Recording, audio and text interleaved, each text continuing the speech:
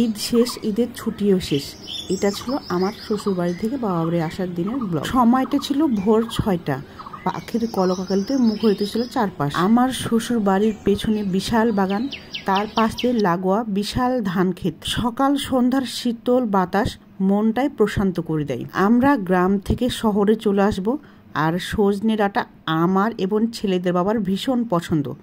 তাই আমার শ্বশুর বাবা একাই গাছ কাটতে শুরু করে দিয়েছে। বাবারা এমনই, ছেলে এতটাই বড় হয়ে গিয়েছে, তারপরও ছেলে মানে বাচ্চা, ছেলেকে কাটতে না দিয়ে নিজে গাছ কাটতে শুরু করে দিয়েছে। গ্রামে শ্বশুর বাড়িতে আমাদের আপনজন বলতে এই 70+ বয়সের শ্বশুর বাবাই রয়েছেন। দীর্ঘ 8 বছর পর এবার আমরা সবাই মিলে গ্রামে ঈদ করেছি। আমার জিয়া জিনানের এবার ছিল প্রথম গ্রামে ঈদ করা। গ্রাম আমার ভীষণ ভালো লাগে, আর আমার শ্বশুর বাড়িটা কিছুটা বাংলো বাড়ি টাইপের। এমন কোনো ফলের গাছ নেই যেটা আমার শ্বশুর বাড়িতে পাবেন না। গাছ থেকে নামিয়ে ফ্রেশ ফল খাওয়ার মজাই আলাদা। আর বাগানের চারপাশ দিয়ে লাগানো রয়েছে সজনে গাছ।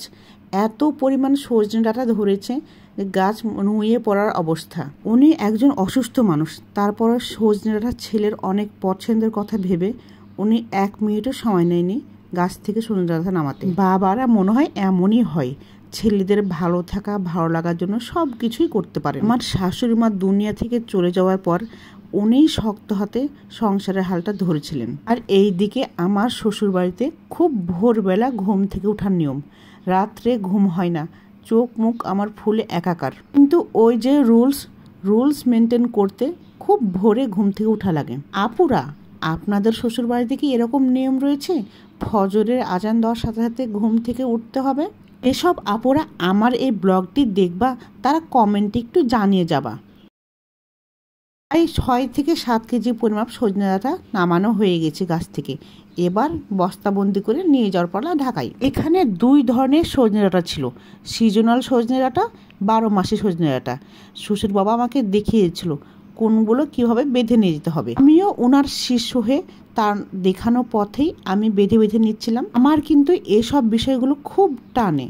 গ্রাম থেকে শহরে আসব, বস্তা ভর্তি জিনিসপত্র নিয়ে আসবো।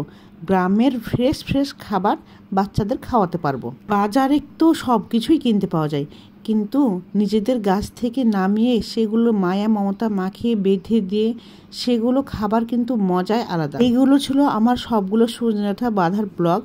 সাথে আচার, কুমড়ো বড়ই, আমসত্ত্ব, পাকা বেল, ধনিয়া পাতা, আরও অনেক কিছুই নেওয়া হয়েছে।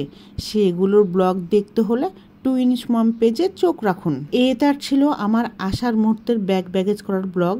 ব্লগটি কেমন লাগলো কমেন্টে অবশ্যই জানিয়ে যাবেন। ধন্যবাদ সবাইকে। আসসালামু আলাইকুম।